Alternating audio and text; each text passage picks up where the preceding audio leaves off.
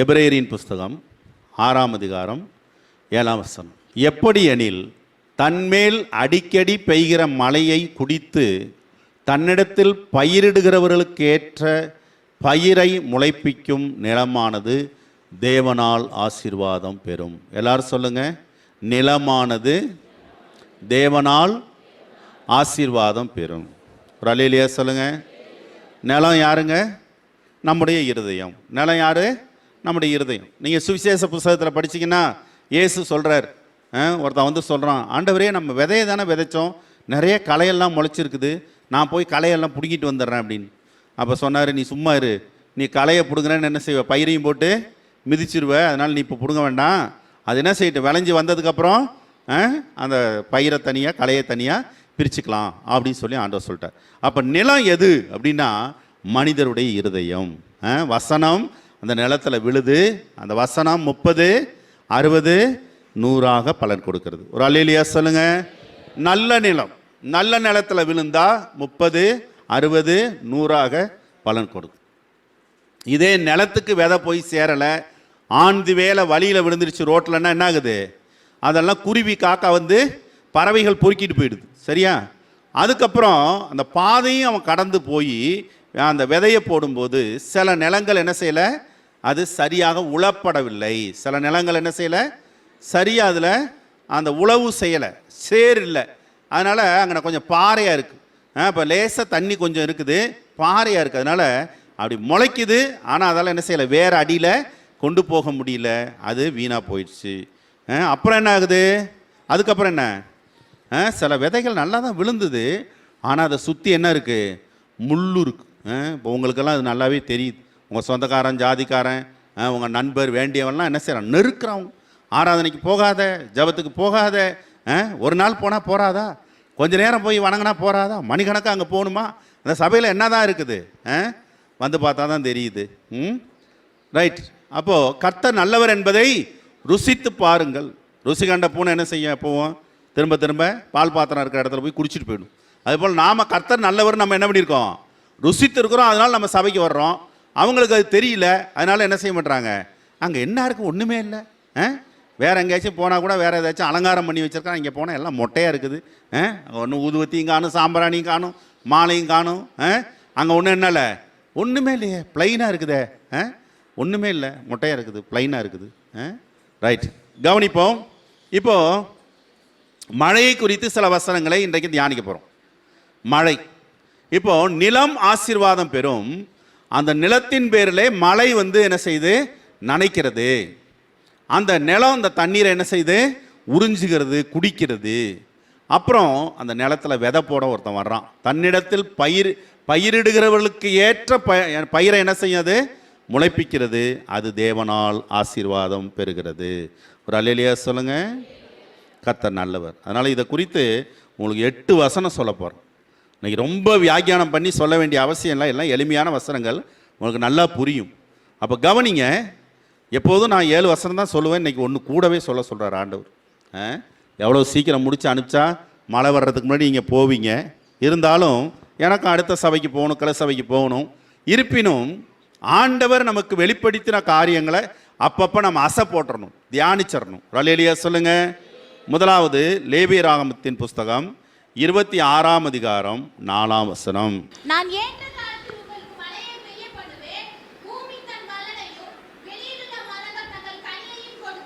போதும். இப்போ காலம், எல்லாரும் சொல்லுங்க ஒரு வார்த்தை, காலம், சீசன்.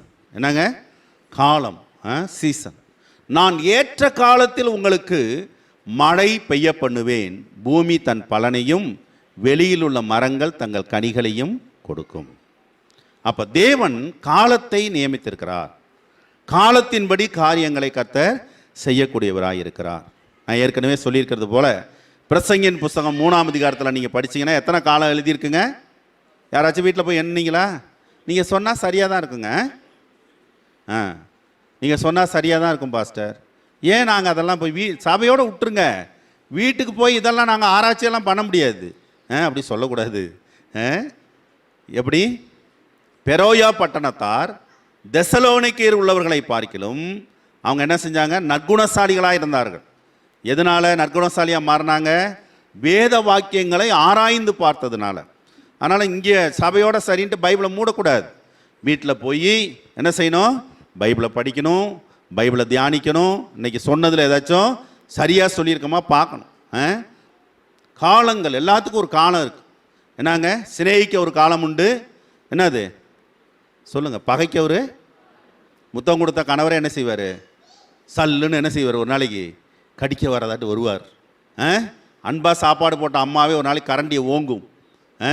நீங்கள் அழகாக நேசித்து எடுத்த ட்ரெஸ்ஸையே ஒரு நாளைக்கு என்ன பண்ணுவீங்க? இது சரியில்லை, இது ஃபிட் ஆகலை, இது எனக்கு பிடிக்கல. அங்கே கண்ணுக்கு பார்க்கும்போது பிடிச்சது, இப்போ உடலில் உடுத்தணும்னு என்ன செய்யலை? பிடிக்கல. அதையே தூக்கி வீசி விடும் நாட்கள் வரும். அப்போது சிநேகிக்க ஒரு காலம் உண்டு, பகைக்க ஒரு காலம் உண்டு. அப்போ காலங்கள் இருக்குது.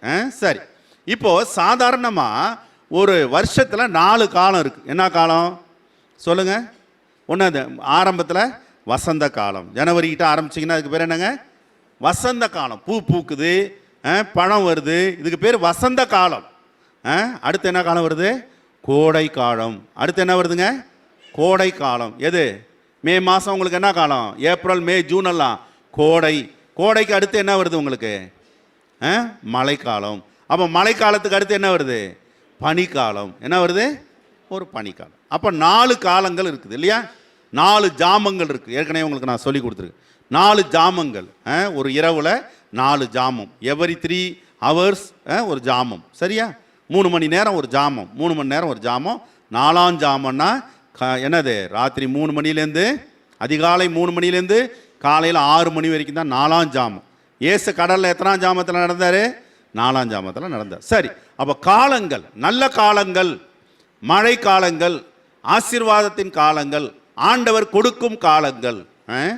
இப்பொழுதே இரட்சணிய நாள். இப்போவே ஆண்டவர் என்ன செய்யுங்க? தேடுங்க அப்படின்னு வசனம் சொல்லுது. கர்த்தரை கண்டடையத்தக்க சமயத்தில் தேடுங்கள். கர்த்தர் அதிகாலையில் என்னை தேடுகிறவன் கண்டடைவான்னு சொல்லியிருக்கிறார். இப்போ இந்த 4 ஜாமத்தில் முக்கியமான ஜாமம் எது? 4ஆம் ஜாமம். அதிகாலையில் என்னை தேடுகிறவர்கள் கண்டடைவார்கள். கடவுள் காலையில் என்ன செய்கிறாராம்? படியளக்க ஆசீர்வாதத்தை எடுத்துகிட்டு காலையில் தான் வர்றாரு.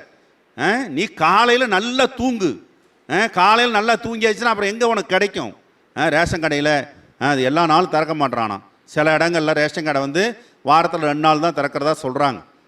அந்த குறிப்பிட்ட நேரம் அந்த நாள் போகலைன்னா உனக்கு ரேஷன் பொருள் கிடைக்காது இல்லையா? அதுபோல் ஆண்டவர் அதிகாலையில் ஒவ்வொரு நாளுக்குரிய மன்னாவை கொண்டுட்டு வர்றார். ஒவ்வொரு நாளும் ஆண்டவர் என்ன செய்கிறார்? அதிகாலையில் உங்களுக்குரிய பணத்தை கொண்டுட்டு வர்றார். பச்சையாக சொன்னால் தான் விளங்கும். விளங்கிடுச்சு. அப்போ சரி, அப்போ அதிகாலையில் பணம் வருது, செல்வம் வருது, சாப்பாடு வருது, மண்ணா வருதுன்னா நீ அந்த நேரம் தூங்கலாமா? தூங்கக்கூடாது. என்ன காரணம் இருந்தாலும் சரி, வாங்காமல் நீ தூங்குவது சிறப்பல்ல. வாங்கிக்கோ, வாங்கிட்டு போய் வச்சுட்டுனாலும் தூங்கு. அதனால பரவாயில்ல. ஏன் ராத்திரி 10 மணி, 11 மணி, 12 மணி வரைக்கும் எதுக்கு டிவி பார்க்குற? எதுக்கு செல்ல நோண்டுற? அதிகாலையில் உனக்கு வர வேண்டிய ஆசீர்வாதமே போச்சு. இப்படியே பண்ணிக்கிட்டு இருந்தீங்கன்னா நீ தரித்திரம் ஆகிடும். இப்படியே பண்ணினீன்னா உனக்கு பஞ்சம் வந்துடும். அதனால் அதிகாலையில் தேடுங்க. எப்போ தேடணுங்க? அதிகாலையில் என்னை தேடுகிறவர்கள் கண்டடைவார்கள். சரியா? அப்போது காலத்தில் தேவன் மழையை அனுப்புகிறார். சீசன்ஸ். அப்போது சங்கீதத்தில் நாம் படிக்கிறோம், அவர் பூமியை விசாரித்து அதற்கு நீர் பாய்ச்சுகிறார். பூமியை விசாரித்து என்ன பண்ணுறாரு? நீர் பாய்ச்சுகிறார். வரப்புகள் தனியத்தக்கதாக நீர் பாய்ச்சுகிறார். அப்போ ஆண்டவர் இந்த பூமியை விசாரிக்கலைன்னா இந்நேரம் என்ன பண்ணியிருப்பான்? எல்லாரும் தண்ணியை, இப்போவே குடி தண்ணி விலைக்கு வந்துருச்சு. இன்னும் கொஞ்ச நாள் போனோன்னா ஆற்றுல வர்ற தண்ணிக்கு விலை போடுவான். நீ காசு கொடுத்தா தான் நான் தமிழகத்துக்கு இவ்வளோ தண்ணி தருவேன் கர்நாடகாக்காரன் சொன்னாலும் ஆச்சரியப்படுறதுக்கு இல்லை. மத்திய அரசாங்கம் நாளைக்கு ஏதாச்சும் அப்படியெல்லாம் திட்டங்களை கொண்டு வந்தாலும் ஆச்சரியப்படுறது. இப்போ அன்றைக்கி ஒரு நாள் நான் பேசிகிட்டு இருந்தேன் மகள்கிட்ட. ஒன்று தான் விற்கலை. என்ன விற்கலை? நம்ம ஊரில், ஆனால் வெளியூரில் விற்க ஆரம்பிச்சிட்டான். காற்று, சுவாசம் விடுறோம் பாருங்க, காற்று, இதுதான் விற்கலை. ஒரு காலத்தில் நாங்கள் சின்ன பசங்களாக இருக்கும்போது கடைக்கு போனாக்கா உப்பு வேணும், என்ன சயின்ஸு பேர் சோடியம் குளோரைட், உப்பு, கடல் உப்பு, சாப்பாட்டில் போட்டு சாப்பிட்றது உப்பு வேணும்னா காசு கிடையாது. அதுக்கெல்லாம் என்ன கிடையாது? காசு கிடையாது. வெளியில் தான் மூட்டையில் அடுக்கி வச்சுருப்பான். கடையில் அது வெளியில் தான் கிடக்கும். அவன் என்ன செய்வான்? அள்ளிக்கோ அப்படிம்பான். ஒரு கை வேணாலும் அள்ளிக்கலாம், அரைப்படி எடுத்துக்கலாம், ஒரு படி எடுத்துக்கலாம். உப்புக்கு காசு கிடையாது. இப்போ உப்பு காசு, குடி தண்ணி காசு. இன்னும் ஒன்று தான் விற்கலை, காற்று. வெளிநாட்டிலலாம் அது விற்கிறான். என்னது? பியூரிஃபை பண்ண ஏர், ஆக்சிஜன். நம்ம ஊர்லேயும் இருக்குது. ப்ரைவேட் ஹாஸ்பிட்டலுக்கு நீ போனீங்கன்னா உங்களுக்கு ஆக்சிஜன் போட்டானா என்ன பண்ணுவான்? காசு. கிட்டத்தட்ட நம்ம ஊர்லேயும் வந்துருச்சு. கொரோனா வந்தோடனே சில ஆளெல்லாம் என்ன பண்ணிச்சு, சிலிண்டர் வாங்கிட்டு வந்து வீட்டில் வச்சுக்கிட்டா தான் நான் வீட்டுக்கு அனுப்புவேன்ட்டான் ஒரு பேஷண்ட்டை. நம்ம விசுவாசியை, நீ உன் வீட்டில் ஆக்சிஜன் சிலிண்டர் இருக்குன்னு சொல்லு, அப்போ தான் அந்த கேஸை நான் வீட்டுக்கு அனுப்புவேன்ட்டான். 2 சிலிண்டரு, அடுப்பறிக்கை சிலிண்டர் வாங்குறதாட்டு ஆக்சிஜன் சிலிண்டர் வாங்கியாந்து வச்சுக்கிட்டு அதுக்கப்புறம் அழைச்சிட்டு வந்தாங்க. இந்த எதுக்கு உட்காந்துருக்க சகோதரியோட அம்மாவுக்கு. டாக்டருங்க அந்த உயிர் பேரில் அவ்வளவு அக்கறை. ரைட்டு, நல்ல அக்கறை. கர்த்தருக்கு ஸ்தோத்திரம். அப்போது எல்லாமே இப்போ விளையாயிடுச்சு. ஆனால் தேவன் முழு பூமிக்கும் என்ன செய்கிறாரு? நீர் பாய்ச்சுகிறார், காசு வாங்காமல் இலவசமாக. முழு பூமிக்கு ஆண்டவர் சூரியனை உதிக்க பண்ணி என்ன செய்கிறாரு? சந்திரனை உதிக்க பண்ணி பூமியில் கனிகள் வரும்படி செய்கிறார். ஒரு அல்லேலூயா சொல்லுங்க. ஆமாம், சூரியன் பக்குவப்படுத்தும் கனிகள், சந்திரன் பக்குவப்படுத்தும் கனிகள்னு வேதம் சொல்லுது. அப்போ சூரியன் உதிக்கலைன்னா விவசாயம் என்ன ஆகும்? தன்னுடைய கண்ட்ரோலில் ஆண்டவர் வச்சிருக்கிறார். அவர் கண்ட்ரோலில் மாத்திரம் இல்லைன்னா அமெரிக்காவோ ரஷ்யாவோ சொல்லுவான், நான் 1 மணி நேரம் உன் நாட்டுக்கு சூரியனை விடணும்னா காசு கொடு அப்படின்னு கேட்போம். அப்போது காலங்களின் தேவனாக இருக்கிற தேவன் நம்முடைய தேவன். அல்லேலூயா. சரி, இங்கே காலம் என்பது எதை குறிக்குதுன்னா அந்த பருவ காலங்கள் அதை குறிக்கிறது. ஆண்டவர் நமக்கு நல்ல பருவ காலத்தை தருகிறார். எல்லா நாளும் கோடையாக இருந்தால் கஷ்டம், எல்லா நாளும் மழையாக இருந்தால் கஷ்டம், எல்லா நாளும் பனியாக இருந்தால் கஷ்டம், எல்லா நாளும் வசந்த காலமாக இருந்தால் அலுப்பு தட்டிடும். ஏதோ ஒரு சீசனில் வர்றதோடு தான் அந்த பழங்களை ஆர்வத்தோடு நம்ம வாங்கி சாப்பிட்றோம். பூக்களை ஆர்வத்தோடு போய் பார்க்குறோம். எல்லா நாளும் பூக்குது, இது என்னத்தை போய் பார்க்குறது? இது 12 வருஷத்துக்கு ஒரு தடவை தான் பூக்குதான். என்னது? குறிஞ்சி பூ. அது இப்போ அங்கெல்லாம் எங்கேயோ பூத்துருக்குதான். ஆனால் சொன்னான் நாமக்கல் பக்கமோ அல்லது திருப்பூர் பக்கம் குறிஞ்சி பூ 12 வருஷத்துக்கு ஒரு தடவை பூக்கிற பூ பூத்துருக்கு. அப்போ நமக்கே அதை பார்க்கணுன்னு ஆவலாக இருக்கு. இதுதான் டெய்லி பூக்குதுங்க. என்னது? வாழைப்பூ நம்ம வீட்டு கொல்லையில். இதை போய் அவன் ரசிக்க போகிறான். நம்ம வீட்டு வாசலில் தான் எப்போவுமே பூக்குது, மல்லிகைப்பூ பூக்குது. இதை யாரும் பார்க்க மாட்டோம். அப்போ சீசன்ஸ் இதை உண்டு பண்ணதுக்காக கர்த்தரை நம்ம சோத்தரிக்கணும். ஒரு நாடு இருக்குது, அந்த நாட்டில் சூரியன் அஸ்தமிக்கிறதே இல்லை. நார்வே அப்படின்னு ஒரு நாடு இருக்கு இல்லைங்களா? அதுக்கிட்ட சூரியன் பூமி இப்படி சாஞ்சிருக்கிறதுனால எல்லா நேரமும் அங்கே சூரியன் என்ன செய்யுது? வெளிச்சம் இருந்துக்கிட்டே இருக்கு. இப்போ என்ன பண்ணுறது? அவங்க குறிப்பிட்ட நேரம் வந்தோடனே நம்ம வீட்டிலலாம் ஜன்னலை அடைச்சி மழை காலத்தில் ஸ்க்ரீன் போடுறதாட்டு அந்த நேரம் ஸ்க்ரீன் போட்டு எல்லோரும் போய் தூங்க போயிடுவோம். ஆனால் வெளியில் வெளிச்சம் இருக்க தான் செய்யும். வெளியில் என்ன இருக்கும்? வெளிச்சம் இருக்க தான் செய்யும். அப்படியும் ஒரு நாடு இருக்குது பூமியில். அப்போ ஆண்டவர் நம்மளை எவ்வளோ அழகான ஒரு பூமியில் வச்சுருக்கிறாரு. அதுலேயும் இந்த தமிழ்நாட்டு ஆசீர்வாதம் வெளியில் போனால் தான் உங்களுக்கு தெரியும். தமிழ்நாட்டை போல் பஸ்ஸு, தமிழ்நாட்டை போல் சாப்பாடு, தமிழ்நாட்டை போல் உங்களுக்கு எல்லா வசதிகளும் வட இந்தியாவில் கிடைக்காது. புரியுதுங்களா? இந்தியாவில் கிடைக்கிற சில ஆசீர்வாதங்கள், நன்மைகள் சில வெளி நாடுகளில் கிடைக்காது. சில வெளிநாடுகளில் இருக்கிற ஆசீர்வாதங்கள், ஆச்சரியங்கள், அனுபவங்கள் இந்தியாவில் கிடைக்காது. எப்படி இருந்தாலும் சரி, இந்த அழகான பூமியை, இந்த அழகான பூமியில் நல்ல ஒரு சீசனை, காலங்களை கர்த்தர் வைத்திருக்கிறார். சரி, இப்போ அங்கே என்ன சொல்லுது? நான் ஏற்ற காலத்தில் உங்களுக்கு மழையை பெய்ய பண்ணுவேன். இப்போ நீங்கள் எதை எடுத்துக்கணுன்னா இங்கே ஆவிக்குரிய காரியமாக எடுத்துங்க. பூமியில் மழை பெய்கிறது ஏற்ற காலத்தில் எப்போவுமே கரெக்டாக பெஞ்சிட்டு இருக்கு வருஷா வருஷம். உங்கள் வாழ்க்கையில் ஒரு ஆசீர்வாத மழை வேண்டும். உங்கள் வாழ்க்கையில் ஒரு ஆசீர்வாத மழை வேண்டுமானால் அந்த ஆசீர்வாத மழைக்கு ஜப மேகம் எழும்ப வேண்டியது அவசியமாக இருக்கிறது. அல்லேலூயா. மேகங்கள் இல்லாமல் மழை வராது. ஒரு துதியின் மேகம் எழும்ப வேண்டியது அவசியமாக இருக்கிறது. இங்கிருந்து கீழே இருந்து மேகம் எழும்பலைன்னா மேலேருந்து மழை வராது. என்ன செய்யாது?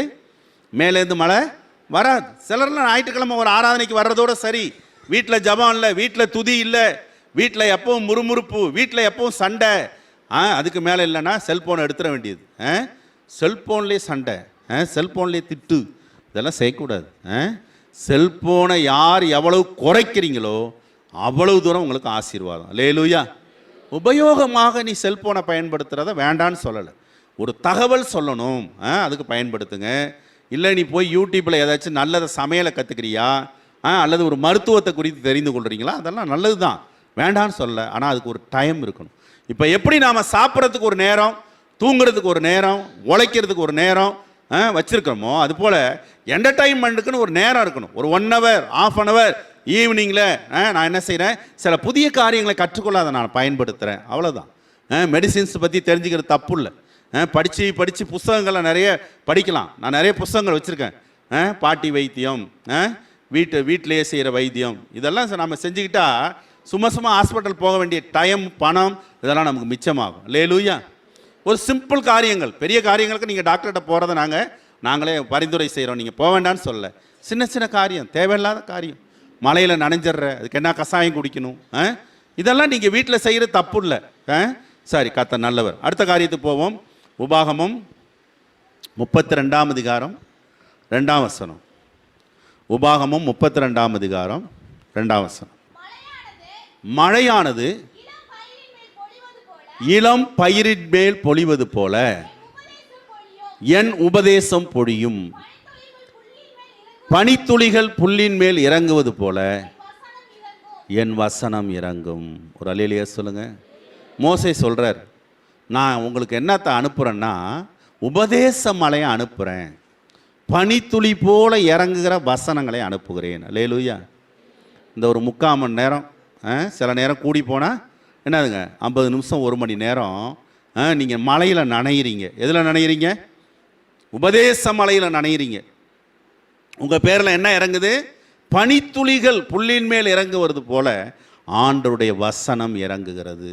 எல்லாரும் சொல்லுங்க, தலையில் கை வச்சு சொல்லுங்க, வசனம் இறங்குகிறது, என் மேல் வசனம் இறங்குகிறது.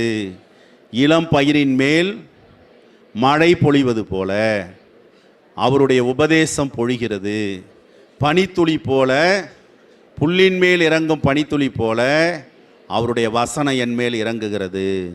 அல்லேலூயா. இதுக்கு தான் மெனக்கட்டு வர்றோமா? நாங்கள் நனையிறதுக்கு தான் நாங்கள் வர்றோமா?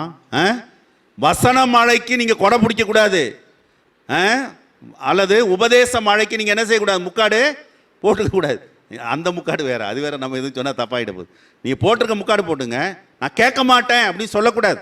இயேசு சொல்கிறாரு, காதுள்ளவன் கேட்க கடவுள். காதை இல்லாதவனாக இருந்திருப்பாங்க.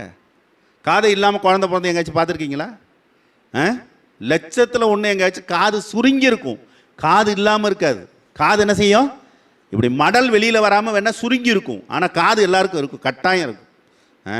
அப்போ ஏன் அப்படி ஆண்டவர் சொன்னார் அப்படின்னா, ஆதாம் ஏவாள் என்ன செய்யல? ஆண்டவர் சொன்னதுக்கு செவி கொடுக்கலை, காது கொடுத்து கேட்கலை, சாத்தான் சொன்னதை தான் கேட்டான். அதனால தான் காதுள்ளவன் கேட்க கடவுள். உனக்கு கேட்க மனதாக இருந்தால் கேளு, அதுதான் ஆண்டவர் சொல்கிறது, அதுதான் கேளு. கேட்க மனதாக இருந்தால் கேளு, என் வார்த்தையை நீ பின்பற்றினா நல்லா இருக்கலாம் அப்படிங்கிறதுக்காக தான் காதுள்ளவன் கேட்க கடவன் அப்படின்னு சொன்னார். நீங்கள் எதுவும் நினச்சிடாதீங்க காது இல்லாதவன் இருந்திருப்பான் போல் இருக்கு அப்படின்னு. அப்படி இல்லை, காது இருந்தது. அப்போது உபதேசம் பொழியும் பனித்துளிகள் போல என்ன செய்து? வசனம் இறங்கி வருகிறது. இப்போ நீங்கள் அறிந்தும் அறியாமலும், உங்களுக்கு புரிந்தும் புரியாமலும் உங்களுக்குள்ள ஒரு வசனம் இறங்கிருச்சுன்னா அது தன்னுடைய வேலையை செய்யும். ஒரு அல்லேலூயா சொல்லுங்க. நான் எல்லா வசனத்தையும் சொல்ல எனக்கு நேரம் இல்லாததுனால இந்த டாபிக்குள்ளேயே நம்ம நிற்கிறோம். அப்போ ஆண்டவர் ஏசாயா தீர்க்கதரிசியின் புத்தகத்தில் சொல்றார், என் வசனம் நான் சொன்ன காரியங்களை முடிக்காம என்னிடத்துல திரும்பி வராது. அதுக்கு என்ன அடையாளம்னா, மழையானது எப்படி என்னது பூமியை நனைச்சி அதில் முளையை ஏற்படுத்தி பலனை ஏற்படுத்தி அது போகுதோ, அது போல என்னுடைய வார்த்தை என்ன செய்யும்? போய் நான் செய்ய விரும்புகிறத செஞ்சுட்டு தான் என் வார்த்தை திரும்பும்னு ஆண்டவர் சொல்கிறார். அப்போது மழை காலத்தில் நம்ம இருக்கிறதுனால அந்த மழையை ஒத்த வசனங்களை உங்களுக்கு நான் சொல்கிறேன். உபதேச மழை சிலருக்கெல்லாம் அந்த சபையில் கண்டிக்கிறாங்கங்க. அந்த சபையில் என்ன செய்கிறாங்க? இப்போ சபை நடத்துகிறது ரொம்ப ஒன்றும் ஈஸியான வேலை இல்லை. சபையில் எல்லாரையும் பிரியப்படுத்த முடியாது. எல்லாரையும் பிரியப்படுத்துறதுக்காக நாங்கள் சபை நடத்துறது இல்லை. சிலர் சொல்கிறாங்க, நாங்கள் 8:30 மணிக்கு ஆரம்பித்து 10:30 மணிக்கு முடிக்கிறாங்க. நாங்கள் விடிய வசனம் கேட்டு தாங்க பழக்கம். ஏன்னா இது விடிஞ்சே எழும்பாது. எழும்புறதே காலையில் இது என்னது 9 மணிக்கு, இது 10:30 மணிக்கு வரலாம், இங்கே 1:30 மணி வரைக்கும் பாஸ்டர் கத்திக்கிட்டு இருப்பாருன்னு எதிர்பார்க்குறாங்க. ஏற்கனவே இந்த சபையிலையும் அப்படி தான். நம்ம 9:30 மணி 10 மணிக்கு ஆரம்பித்து தான் 1 மணி வரைக்கும் கொண்டு போனோம். அது ஒரு காலம். ஆனால் இப்போ காலத்துக்கு ஏற்ப நம்ம எல்லாத்தையும் மாற்றணும். இப்போ ஆண்டவர் அதிக ஜனங்களை ஆதாயப்படுத்தும்படி, அதிக ஜனங்களை சம்பாதிக்கும்படி இப்போ கிளை சபையெல்லாம் என்னை ஆரம்பிக்க சொன்னதுனால இப்போ நாங்கள் கிளை சபையிலும் கவனம் செலுத்தணும். புரியுதுங்களா? கர்த்தர் நல்லவர். அப்போ கவனிங்க, நாம் சபைக்கு வரும்போது என்ன செய்யணுங்க? நான் ஏற்கனவே சொன்னதாட்டு பெற்றுக்கொள்ள வேண்டும். எம்டியாக எம்டியாக போகக்கூடாது. நீங்கள் எம்டி வெசலாக வந்தீங்கன்னா போகும்போது என்ன செய்யணும்? நல்ல நிரப்புன விஷயம் என்ன செய்யணும்? பாத்திரமாக நீங்கள் போகணும். நிரம்பி வழியும் பாத்திரம். புரியுதுங்களா? என்னங்க நான் வரும்போது வந்தாங்க, அதே போல தான் நாங்கள் போகிறோம். ஒரு புத்தி வந்துச்சா உனக்கு? ஏதாச்சும் ஒரு சூடு சொரணை, ஏதாச்சும் ஒரு புத்தி அறிவு, ஏதாச்சும் ஒரு ஞானம், ஏதாச்சும் ஒரு வெளிச்சம், ஒரு நம்பிக்கை, இது வரலன்னா நீ ஆராதனைக்கு வர்றத கொஞ்சம் நீ தான் யோசிக்கணும். வரலாமா வர வேண்டாமா, அல்லது வந்தால் எப்படி செவி கொடுக்கலாம் அப்படின்னு நீங்கள் தான் முடிவு பண்ணணும். ஒரு அல்லேலூயா சொல்லுங்க. ஒரு நம்பிக்கை வராமல், ஒரு வெளிச்சம் வராமல், ஒரு ஞானம் கிடைக்காமல், உனக்குள்ள ஒரு தாழ்மை வராமல், உன் தப்பு உணர்த்தப்படாமல், உன் பாவம் உணர்த்தப்படாமல், ஒன்றுமே நடக்காமல் இங்கே சபைக்கு வர்றதில் என்ன பிரயோஜனம்? அது இறங்குனுச்சுன்னா என்ன ஆகும்? ஏதாச்சும் வேலை செய்ய தான் செய்யும். ஒரு அல்லேலூயா சொல்லுங்க. ஆமாம், நீங்கள் சாப்பிட்ற நல்ல உணவாக இருந்தாலும் உள்ளே போனால் என்ன செய்யுது? ஒரு வேலை செய்யுது வயிற்றுக்குள்ளே போனால். கெட்ட உணவாக இருந்தாலும் அது என்ன செய்யுது? உள்ளே போய் ஃபுட் பாய்சன் ஆகிடும். அது ஒரு வேலை செய்ய தான் செய்யுது. அப்போது உன் பேரில் உபதேசம் பொழியப்பட வேண்டும், அடுத்து வசனம் இறங்க வேண்டும். எல்லாம் கைத்தட்டு கத்திர சோதனம் பண்ணுங்க. கடைசி காலத்தில் சாத்தான் வஞ்சித்துட்டான். சும்மா பிரசங்கெல்லாம் பண்ணிட்டு இருந்தா வேண்டாம், அது சரியில்லை. பாசங்களே சொல்கிறாங்க, அல்லது விசுவாசி அதை விரும்புகிறான். என்னங்க என்ன பேசிகிட்டு இருக்கிறாரு, ஒன்றுமே விளங்கலை, ஒன்றும் எனக்கு புரியல, அதெல்லாம் வேண்டாம், கொஞ்சம் டான்ஸ் ஆடினா நல்லாயிருக்கும். என்டர்டெயின்மெண்ட் பிளேஸாக இது சபை? சபை வந்து கூத்தாடுற இடம் அல்ல. கொஞ்சம் டான்ஸ் ஆடினா நல்லாயிருக்கும், கொஞ்சம் கதை பேசினா நல்லாயிருக்கும், கொஞ்சம் சாப்பாடு போட்டால் நல்லாயிருக்கும். எதுவுமே நிரந்தரம் கிடையாது. நானே விரும்பி ஒரு காலத்தில் 13 மரக்கா அரிசியை வடித்து சாப்பாடு போட்ட நாள் உண்டு. இப்போ நானே சொல்கிறேன், சாப்பாட்டை நிறுத்து. எதுவுமே வந்து பிரமாணமாக இருக்கக்கூடாது, எதுவுமே கட்டாயமாக இருக்கக்கூடாது. எனக்கு ரொம்ப ஆசை, கொடுக்கறது ரொம்ப ஆசை, போஷிக்கிறது ரொம்ப ஆசை, சாப்பிட வைக்கிறது எனக்கு ரொம்ப ஆசை. நான் பொய் சொல்லலை, என் கூட இருந்து சாப்பிட்டவங்களுக்கே தெரியும். அடுத்தவன் சாப்பிட்டா எனக்கு வயிறு நிறைஞ்சாப்புல இருக்கும். வித்தியாசமே பார்க்க மாட்டேன். என் பிள்ளைங்க அடுத்தவங்க வீட்டு பிள்ளைங்கன்னு பார்க்க மாட்டேன். எல்லாரும் என்ன செய்யணும்? எனக்கு முன்னாடி நல்லா சாப்பிட்டா எனக்கு சந்தோஷம். ஆனால் இதுவே ஒரு பிரமாணம், இதே ஒரு தொழில் அல்ல. தேவையான நேரம் சாப்பிடு, தேவையில்லாத நேரம் என்ன செய்ய, மற்ற காரியங்களை பாரு. நாம் அதில் ரொம்ப கவனம் செலுத்த வேண்டும். எதுக்கு நாம் அடிமைப்படக்கூடாது. எது ஒன்றுக்கு நாம் அடிமை அல்ல, எது ஒன்றுக்கு நாம் பிணையாளி அல்ல. ஒரு அல்லேலூயா சொல்லுங்க. ஆமாம், என் வாழ்க்கையில் நான் ரொம்ப பிணைக்கப்பட்டு பலருக்காக, பல ஊழியர்களுக்காக, நண்பர்களுக்காக நான் ரொம்ப பாடுபட்டிருக்கிறேன். அதுக்கெல்லாம் கர்த்தர் எனக்கு பலன் கொடுக்குறார். அதனால் ஒரு பிணையாளியாக நீ மாறிக்கொண்டால் நீ என்ன செய்யணும்? அதற்குரிய உத்தரவாதம் கொடுக்கணும், பாடுபட வேண்டும்.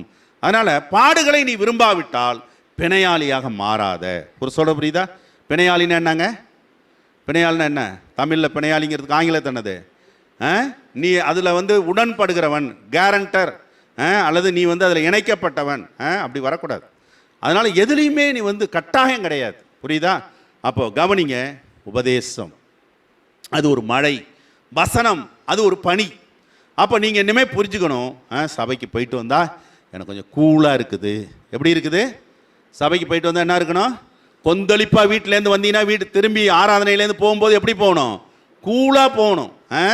அந்த கொந்தளிப்பு அங்கே எதனால் வந்துச்சுன்னு எனக்கு தெரியாது. கணவன் மனைவி உரசுனீங்களா, அல்லது பொருளாதார பிரச்சனையா, அல்லது பக்கத்து வீட்டு பிரச்சனையா, கொந்தளிப்புக்கு காரணம் எதுவாக இருக்கட்டும். ஆனால் சபைக்கு வந்துட்டு போகும்போது என்ன செய்யணும்? அடங்கணும், கொந்தளிப்பு அடங்கி கூலாக போகணும். வசனம் உனக்குள்ளே கிரியை செய்ய இடம் கொடுக்க வேண்டும். அப்போது ஆண்டவர், அப்போது நிலம் ஆசீர்வதிக்கப்படுது, அது மழையை குடித்ததுனால். அடுத்து பயிரிடுகிறவனுக்கு ஏற்ற பயிரை கொடுத்ததுனால். அப்போ கர்த்தர் நம்மள்கிட்ட பயிரிடுறார், அவருடைய வசனத்தை போடுறார், அவருடைய விதையை போடுறார். அப்போது நீங்கள் முதல்ல மழையை குடிக்கணும், ரெண்டாவது என்ன செய்யணும்? என்ன செய்யணும்? அதற்கேற்ற பலனை தரணும். அப்போ அப்படி இல்லாமல் இந்த நிலம் எப்போவுமே தரிசு நிலங்க, இந்த நிலத்தை ஒன்றுமே பண்ண முடியாதுங்க. எந்த விவசாயி நேசிப்பான் அந்த நிலத்தை? எந்த விவசாயி அந்த நிலத்தை வச்சுக்குவான்? விற்றுருவான். சொல்கிற புரியுதா? குட்டி போடாத ஆடை எவனும் வளர்ப்பானா? வளர்க்க மாட்டான். கனி கொடுக்காத மரத்தை எவனாச்சும் வச்சுருப்பானா?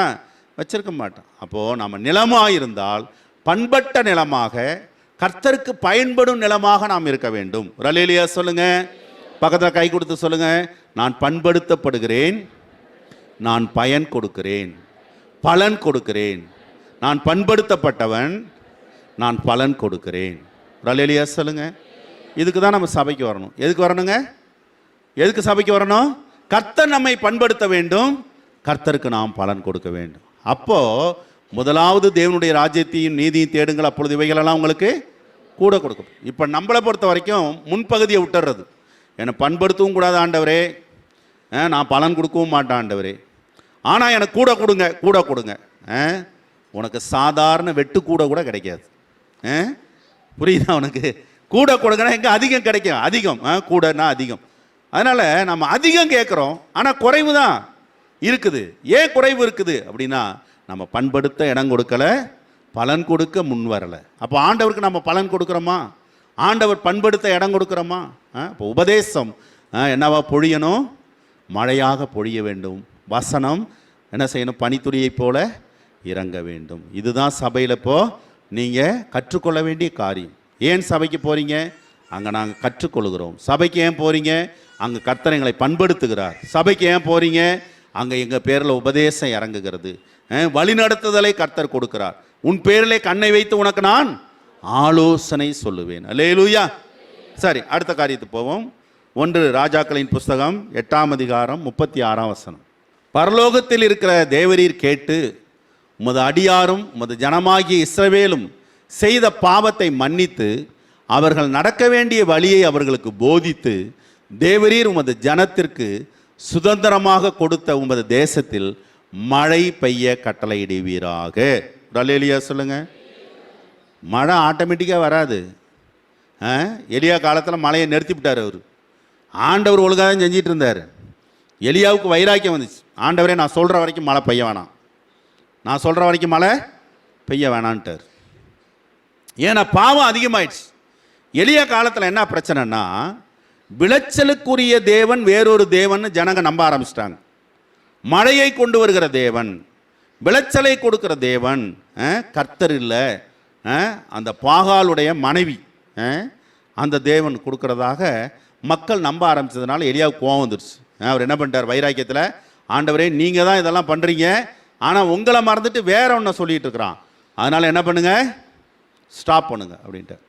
அப்போ இங்கே ராஜா ஜெபம் பண்ணுறாரு. அவங்க பாவத்தை மன்னித்து வழிகளை போதித்து சுதந்திரமாக கொடுத்த உமது தேசத்தில் மழை பெய்ய கட்டளையிடுவீராக. அப்போ மன்னிப்பு என்பது ஒரு மழை. தேவனிடத்திலிருந்து மழையை போல ஜனங்கள் பேரில் என்ன இறங்கி வருது? மன்னிப்பு வருகிறது. 1 யோவானில் நம்ம படிக்கிறோம், இயேசு கிறிஸ்துவின் ரத்தம் சகல பாவங்களை நீக்கி நம்மை சுத்திகரிக்கும் அப்படின்னு தமிழில் வருது. மூல பாஷையில் சுத்திகரித்து கொண்டே இருக்கும் அப்படின்னு வருது. அல்லேலூயா சொல்லுங்க. ஆமாம், அது நம்மை மாத்திரம் அல்ல, அனுதினமும் ரட்சிக்கப்படும் எல்லா ஜனங்களையும், அனுதினமும் பாவ மன்னிப்பு கேட்க எல்லாருக்கும் இயேசு கிறிஸ்துவின் ரத்தம் என்ன செய்தது? மன்னிப்பை பொழிகிறது. எல்லாம் கரங்களை தட்டி கர்த்தரை ஸ்தோத்திரிப்போம். ஆமென். நீங்கள் கர்த்தரால் மன்னிக்கப்பட்ட ஒரு ஜனம், நீங்கள் மன்னிப்பை பெற்றவர்கள், எனவே நீங்கள் மற்றவர்களை மன்னிக்க வேண்டும். அப்போ பரமண்டல ஜபத்தில் இயேசு சொல்கிறாரு, என் கடனாளிகளுக்கு நான் மன்னிக்கிறது போல என் கடன்களை எனக்கு ஒரு நிபந்தனையாட்டம் ஆயிடுச்சு. அங்கே ஒரு கொக்கியை போட்டு விட்டார். நீ மன்னிக்காமல் இருந்துட்டு அடுத்தவனை மன்னிக்காமல் இருந்துட்டு ஆண்டவரே என்னை மன்னிச்சிருன்னா ஆண்டவர் உனக்கு மன்னிக்கிறது இல்லை, ஆண்டவர் உனக்கு மன்னிக்கிறது இல்லை. அப்போது நீங்கள் மனப்பூர்வமாக என்ன செய்யணும்? சிறிய தப்போ பெரிய தப்போ உங்களை காயப்படுத்தினவங்க, உங்களை புண்படுத்தினவங்கள நீங்கள் மன்னிச்சிடணும். அதையே நினச்சிட்டு இருக்காது, காயத்தோடையே தெரியாது, காயத்தோடையே நீங்கள் வாழக்கூடாது, காயத்தை ஆற்றிக்கணும். இயேசுவை போல என்னங்க, இயேசுவை போல என்ன பண்ணணும் நாம? ஆமாம், மன்னிக்கணும். மன்னிக்கும் போது தேவன் நமக்கு ஆசீர்வாத மழையை தருவார். இன்றைக்கி இந்த மழைங்கிற தலைப்பில் உங்களுக்கு நான் சொல்கிறது எல்லாமே, நீங்கள் ஆசீர்வாத மழையை பெறும்படி நல்ல நிலமாக நீங்கள் செய்ய வேண்டியது என்ன? முதலாவது, காலத்துக்கு காத்திருங்கள். 2வது, உபதேச மழையை ஏற்றுக்கொள்ளுங்கள். 3வது, மன்னிப்பு மழையை ஏற்றுக்கொள்ளுங்கள். நீங்களும் மன்னிப்பை மற்றவர்களுக்கு அருளி செய்யுங்கள். அடுத்து 1 ராஜாக்களின் புஸ்தகம் 18ஆம் அதிகாரம் 41. அப்போ எலியாவின் காலத்தில் ஒரு பெரும் மழை வந்ததை பார்க்கிறோம். அப்போது ஒரு பெரும் மழை வந்தது. பெரும் மழை வந்தது. எப்படி பெரும் மழை வந்தது? இப்போ எலியா பற்றி ஏற்கனவே உங்களுக்கு நான் சொன்னேன். மழையை நிறுத்தினது யார்? எலியா தான் நிறுத்தினார். இப்போ மழை வரணும்னு ஜெபம் பண்ணது யார்? எலியா தான் ஜெபம் பண்ணுறாரு. அது 1 ராஜாக்களில் எழுதியிருக்கு.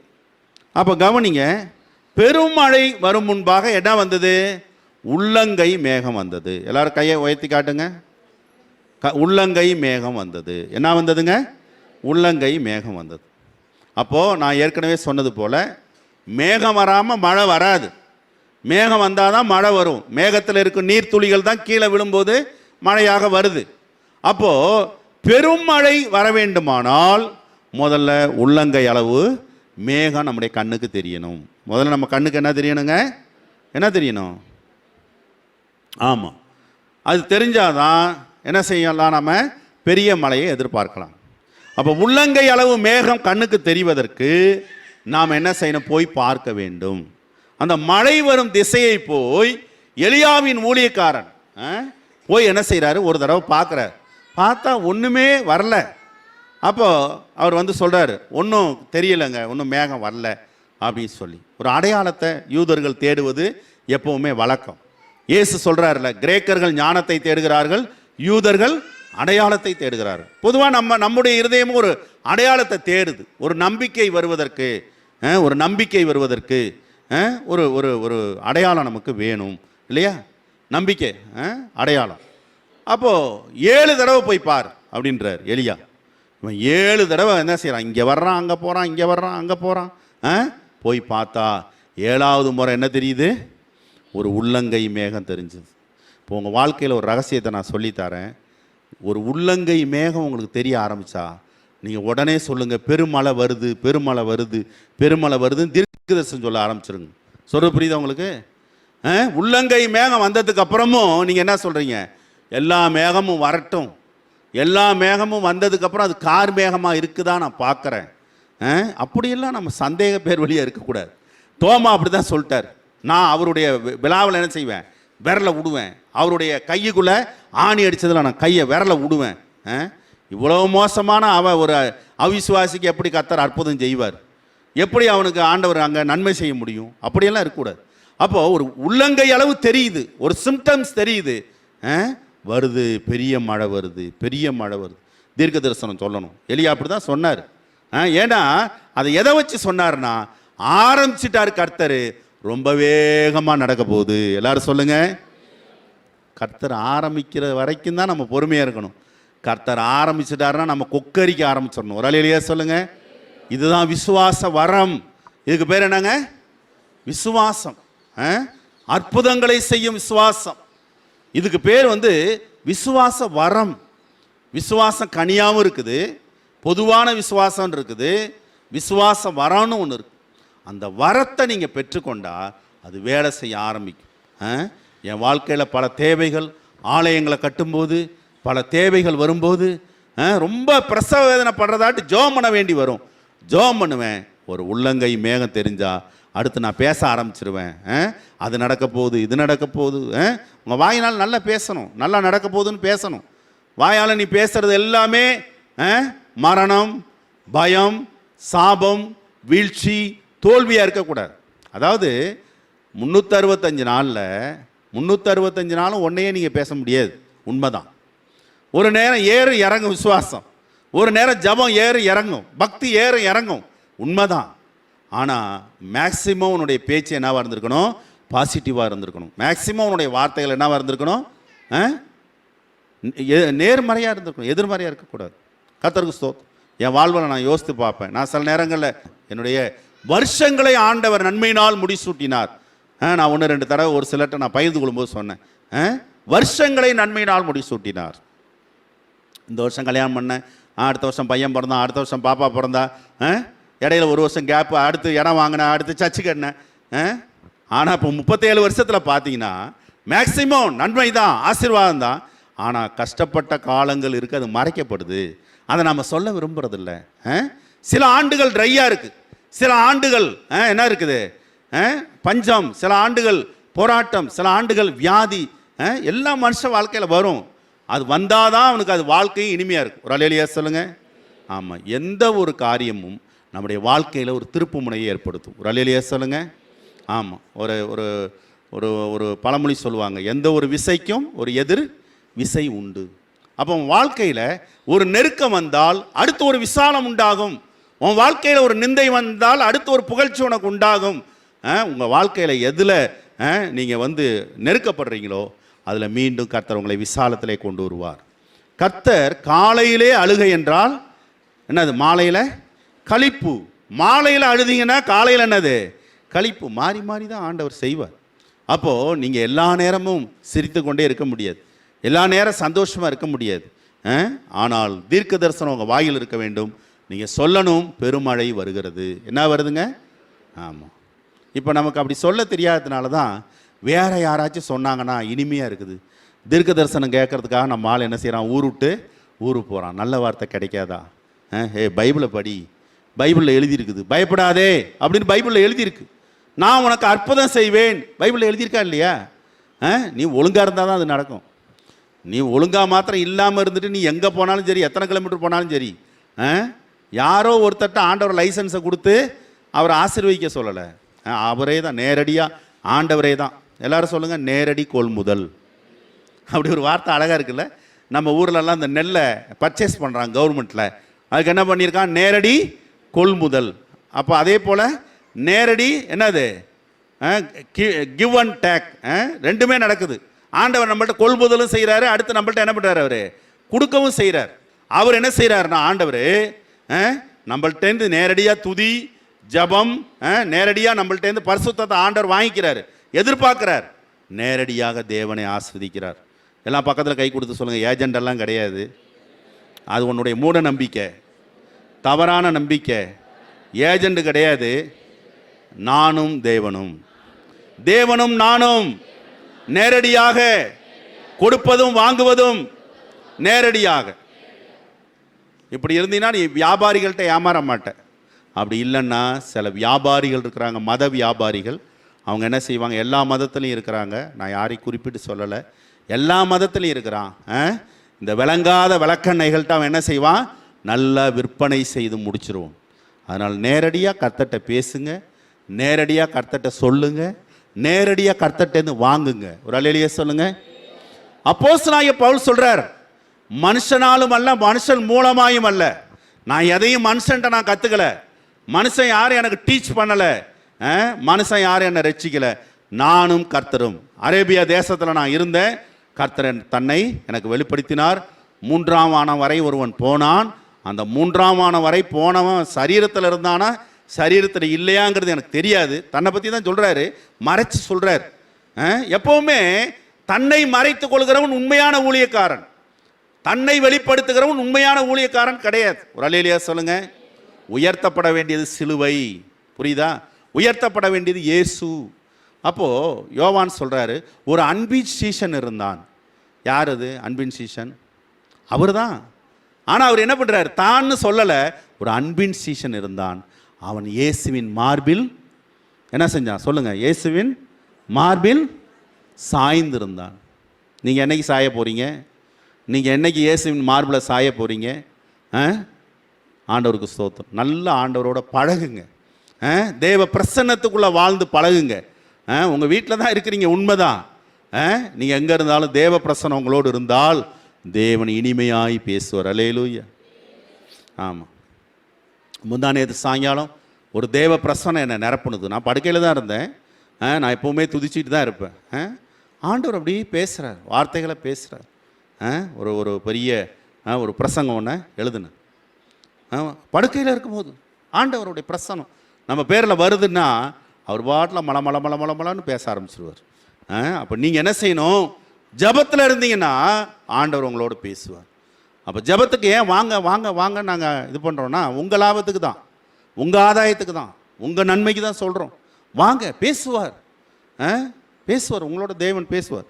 அப்போது பெருமழை வருகிறது, பெரும் ஆசீர்வாத மழை வருகிறது. பிடிச்சிங்க இப்போ ஈஸியாக, மழை வருதுன்னா ஆசீர்வாத பெருமழை. எல்லாம் வாயை திறந்து சொல்லுங்களேன், உங்கள் தங்க வாயை திறங்கம்மா, திறக்காதவங்கெல்லாம் திறங்க. ஆசீர்வாத பெருமழை. இதை தான் நீ கனவு கண்டுட்டு இருக்கிற, குனிஞ்சிக்கிட்டே கண்ணை மூடிக்கிட்டே கனவு காண்றது இதுதான். ஒரு ஆசீர்வாத பெருமழை எனக்கு வேணும்.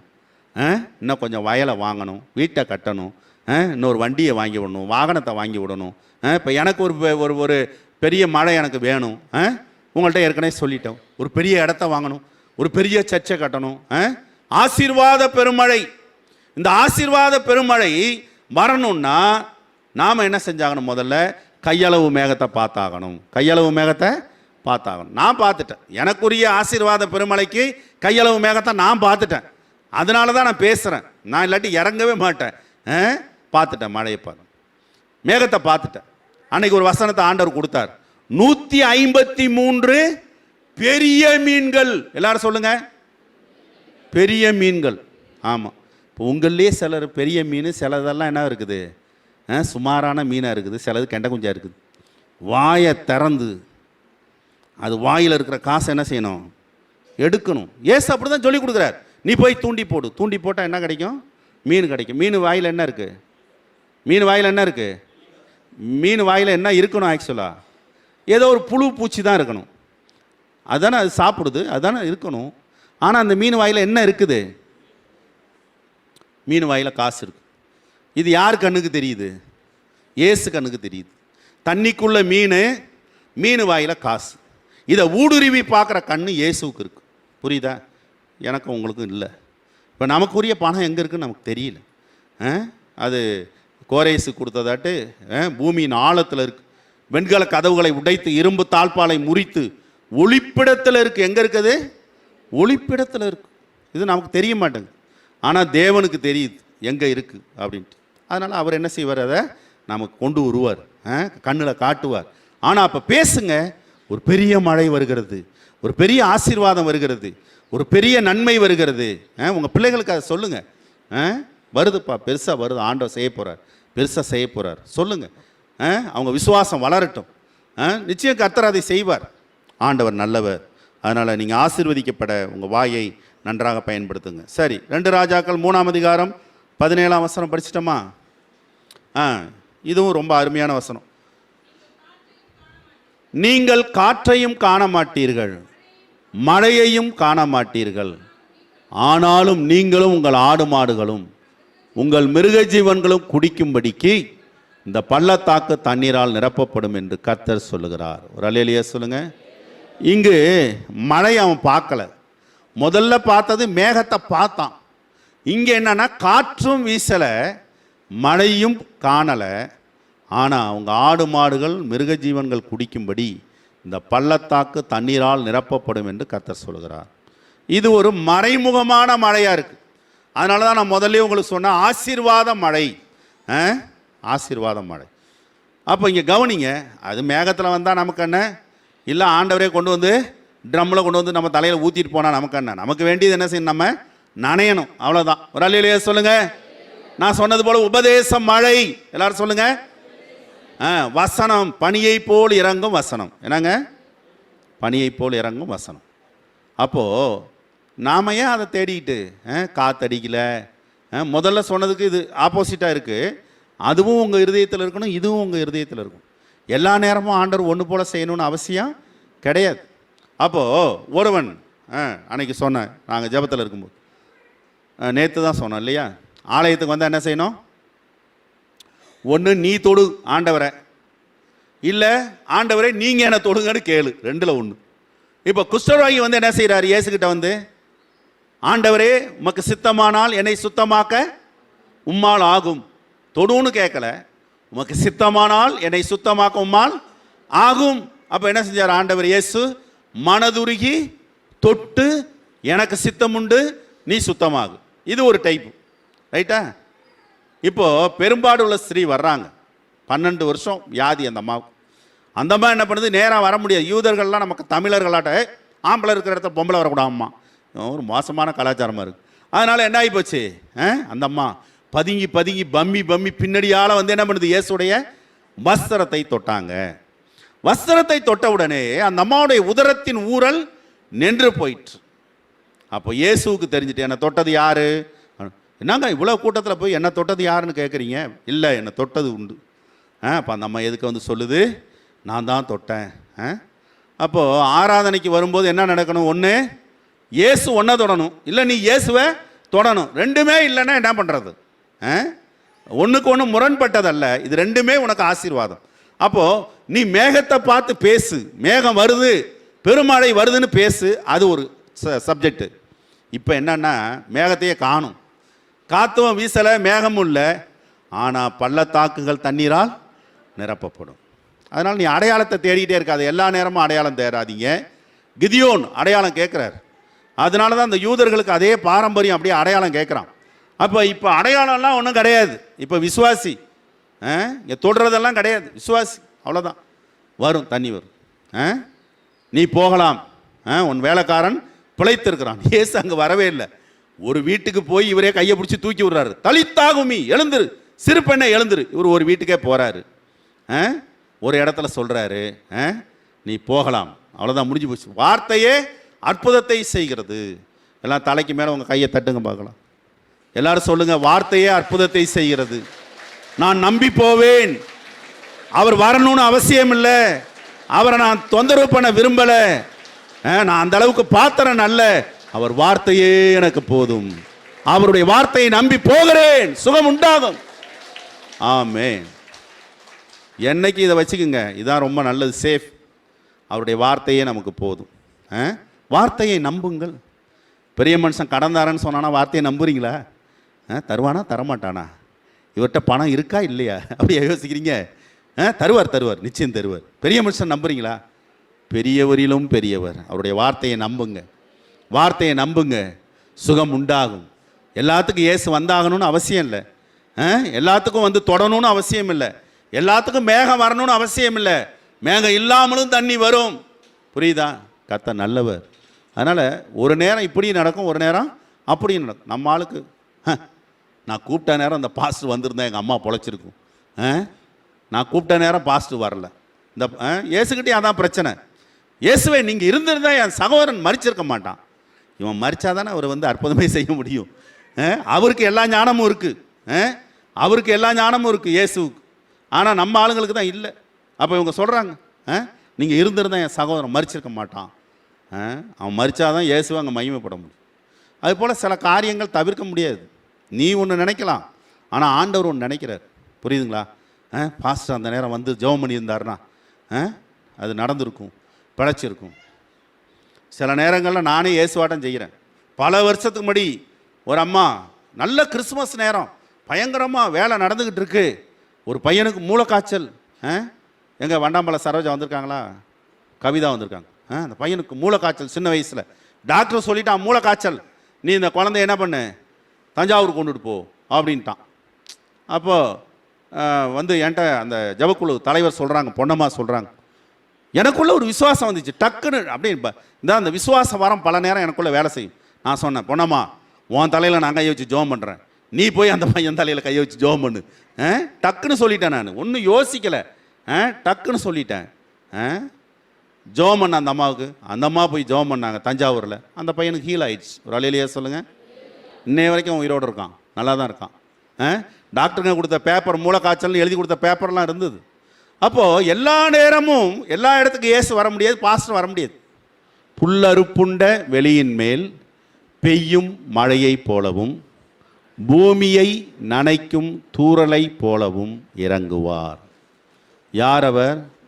அவர்தான் இயேசு, அவர்தான் தேவன்.